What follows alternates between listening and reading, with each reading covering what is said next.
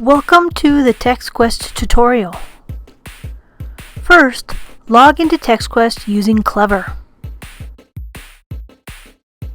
Once you're in, look at all the resources that are available to you. I'm going to choose the National Geographic. My kids love that nonfiction. Now it's asking me to log in, so from the Clever page I know that the password is Isleta. Once I'm in, there are videos, there are books, periodicals. I'm going to check out one of these videos.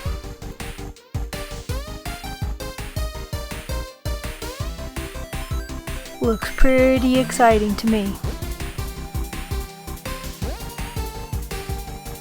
If I go back, now I can find some books to read. Hey, there's one that I have in my library. It's a PDF and it will open just like a real book. I can flip through the pages.